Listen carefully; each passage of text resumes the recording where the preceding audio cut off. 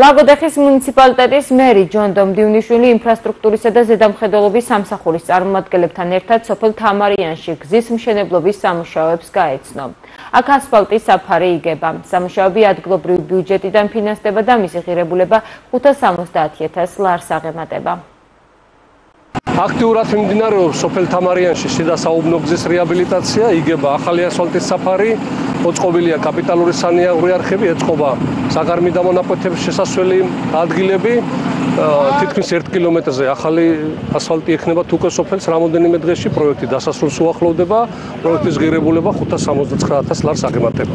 წლებია აქ იყო ორღობესავით, ბურდები, ბალახით მოცული იმხელა ორმოები, რომ გაუვალი სიტუაცია იყო. მანქანა ჩავარდებოდა და ვეღარ მოიყვანდი იმდენად დიდი ტალახი და იმდენად ცუდი მდგომარეობა ჰქონდა ამ გზას, მაგრამ აუცილებელი და საჭირო იყო და მადლობა ესეთი სასარგებლო საქმე